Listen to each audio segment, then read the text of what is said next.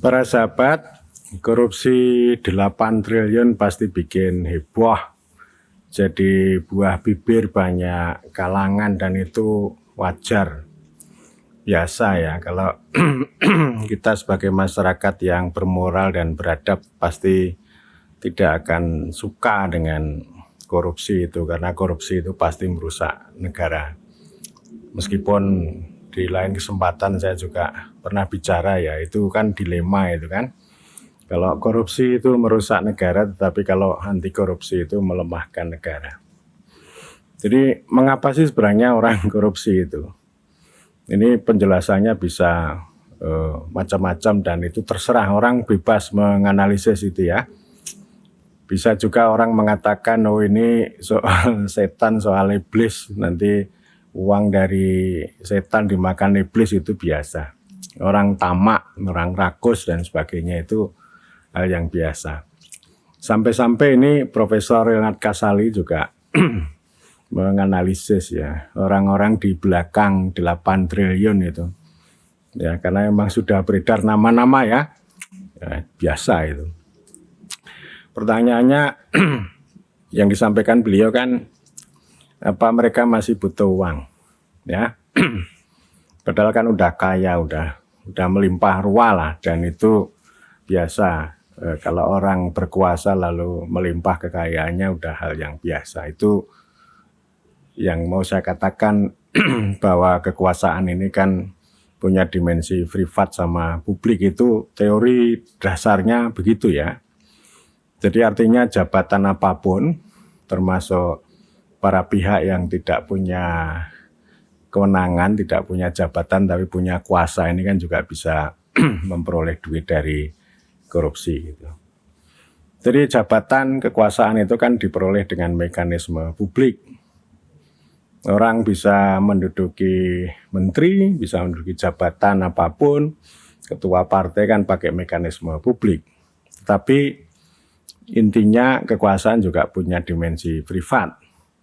Jadi artinya privat itu ya ini soal karir, soal ambisi dan sebagainya, dan itu wajar. Orang yang punya ambisi untuk meraih kekuasaan itu hal yang biasa. Wajar ya, jadi nggak harus dicaci maki dengan moral, itu biasa itu. Itu sifat manusia begitu. Jadi saya lebih suka dengan orang-orang yang lebih terbuka sebagai manusia. Ya, memang manusia bisa menjadi setan, tapi kan tidak mungkin manusia menjadi malaikat. Ya, tidak mungkin menjadi malaikat. Malah yang lebih berbahaya, itu yang sering saya katakan, itu adalah manusia yang berupaya menjadi, atau manusia yang menjadi malaikat karena memperoleh bisikan dari setan. Ya, itu jauh lebih berbahaya itu. Nah, ambisi soal yang biasa, dan setelah menjabat itu memperoleh fasilitas, entah itu rumah, mobil, bayaran listrik, ART, banyak lah ya. Dan itu hal yang biasa itu. Tujuannya apa? Supaya begini, kekuasaan yang bersifat publik tadi tidak mengalami privatisasi. Jadi supaya pejabat itu sudah tidak memikirkan yang privat-privat atau memperkaya diri dengan melakukan privatisasi kekuasaan. Jadi itu hal yang biasa, dan tujuannya supaya para pejabat itu memikirkan publik, memikirkan orang banyak gitu. Jadi fasilitas begitu, dan saya sering juga mengatakan ini kalau ada pejabat ini suka bawa mobil sendiri tanpa sopir gitu ya.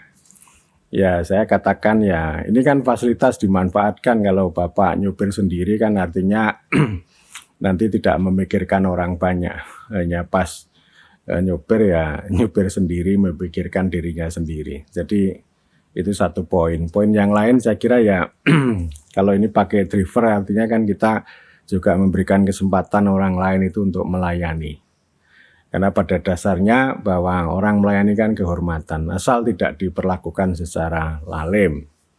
Ya, jadi saya sering mengatakan bahwa titahmu adalah perintah bagiku, perintahmu adalah kehormatan bagiku.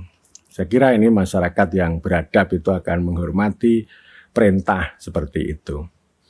Ya, jadi hal yang biasa, artinya pejabat itu tidak harus apa namanya loro-lopo sengsara ya, terlalu miskin. Kalau miskin ya artinya pura-pura miskin itu yang bahaya gitu. Jadi artinya ya diurus oleh negara, itu legal, itu sah. Intinya satu, supaya dia tidak melakukan privatisasi, tetapi sebaliknya supaya melakukan penggunaan kekuasaan secara publik gitu ya. Jadi artinya korupsi itu ya itu tindakan, kalau menurut teori ini ya, teori privat sama publik ini kan semacam privatisasi kekuasaan. Pasti mengandung itu ya. Tetapi mengapa sih orang-orang yang sudah kaya kok masih tetap korup? Kan dirinya sendiri sudah selesai, fasilitas sudah lengkap, kekayaan sudah lengkap, kok masih gitu?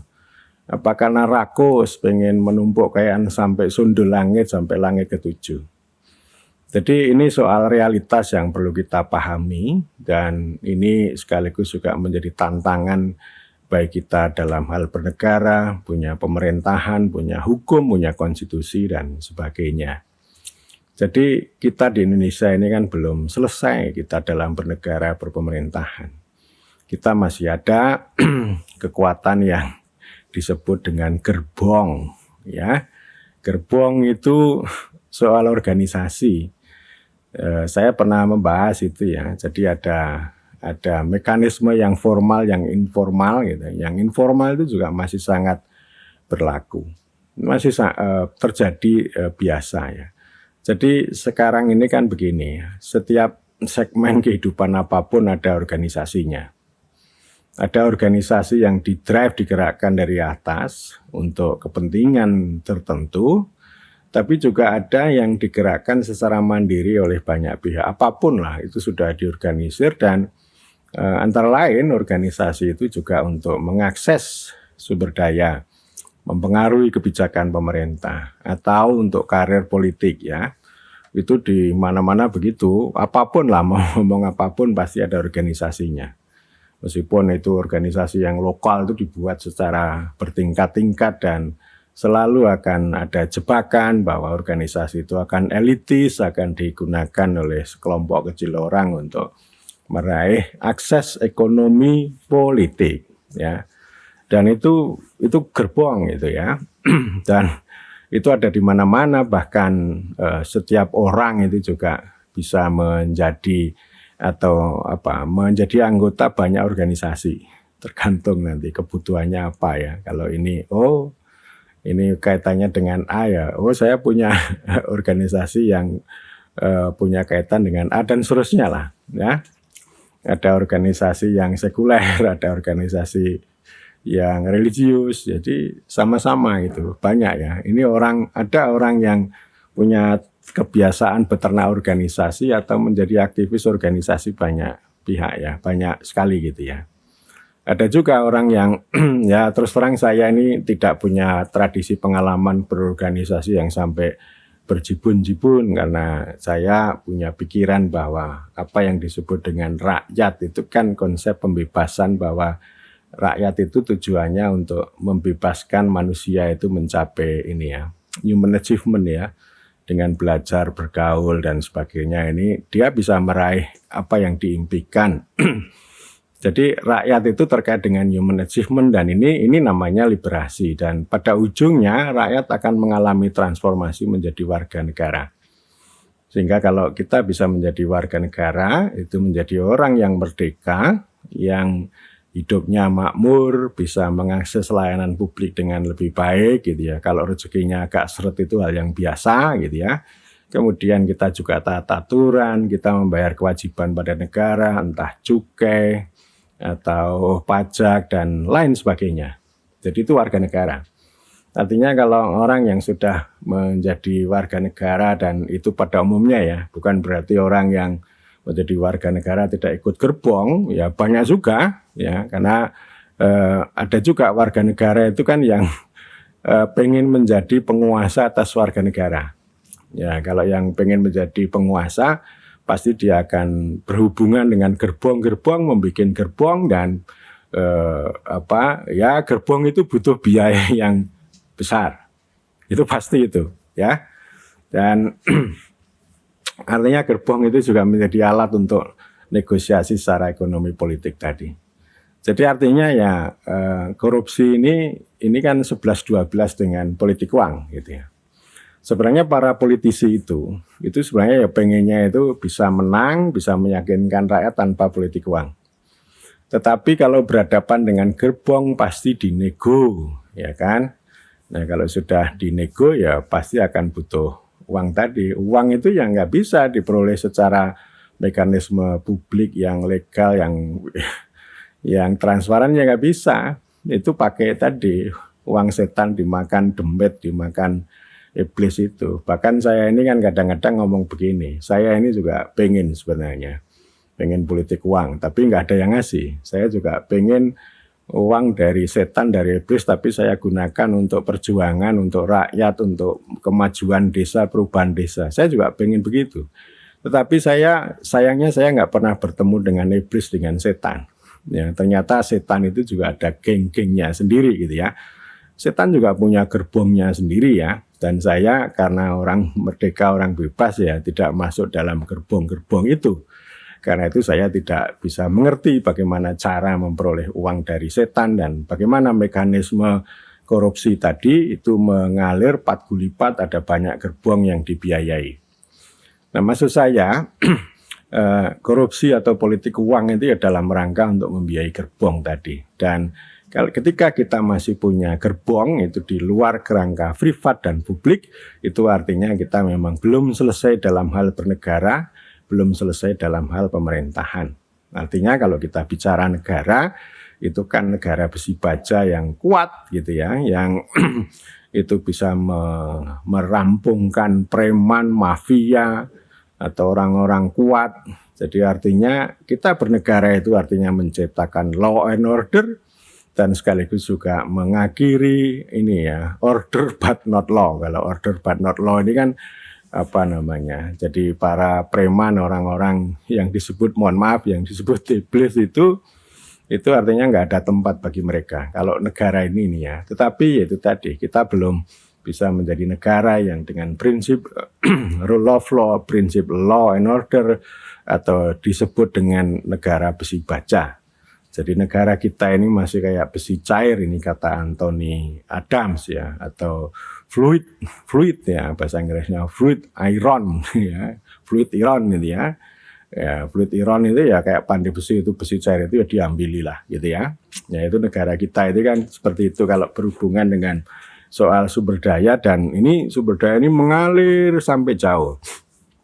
Untuk merawat gerbong-gerbong itu ya. Ya gerbong itu ya untuk itu tadi mendukung bagaimana mengawetkan kekuasaan, kesetiaan ya, patronase, klientelisme ya, begitu-begitu itu, dan itu sudah banyak dibahas oleh banyak orang. Realitasnya begitu, dan solusinya tentu saja bukan semata-mata pakai ini ya, kerangka administrasi dan hukum. Hukum kan sudah kita tegakkan, tetapi itu kan istilahnya untuk menghukum atau mengadili gitu ya. Tapi yang paling penting menurut saya adalah ya bagaimana kita membuat pemerintah dalam arti yang sebenarnya, negara dalam arti yang sebenarnya untuk mencapai tujuan ya. Tujuan bagaimana mentransformasi dari rakyat menjadi warga negara gitu. Bagaimana kita mencapai bintang penuntun dinamis, sila keempat, sila kelima, Pancasila, kita mencapai kesejahteraan umum, masyarakat adil, makmur, dan sebagainya, itu yang kita kejar. Jadi artinya kalau kerangka anti korupsi itu kan menjadi bagian dari penegakan hukum ya, atau kekuasaan untuk menegakkan hukum. Tetapi yang lebih utama kita butuhkan sebenarnya adalah bagaimana kita menggunakan kekuasaan itu untuk mencapai tujuan-tujuan itu. Termasuk kita memperkuat negara, memperkuat pemerintah. Jadi artinya kalau kita memperkuat negara itu untuk mengakhiri yang mafia dan sebagainya gitu. Dan kemudian kalau kita memperkuat pemerintah itu menggunakan kekuasaan untuk menyelenggarakan negara itu yang bisa melayani, melindungi untuk penciptaan warga negara. Jadi artinya sekali lagi ya, ini soal makro ya. Jadi artinya kalau kita masih punya tradisi gerbong menggerbong ya, setan, iblis, korupsi dan sebagainya, ini bukan karena persoalan moral, ya, pasti ada moral di sana, tetapi yang penting ini adalah persoalan institusional ya. Jadi kita belum bernegaranya, berpemerintahannya belum begitu kuat, dan karena itu ya, sampai kapanpun itu masih ada proses seperti itu, dan saya tidak harus kaget, harus terkejut, bergunjing, tetapi oh ini saya ingin mengatakan ini persoalan institusionalisme, bukan persoalan moralisme.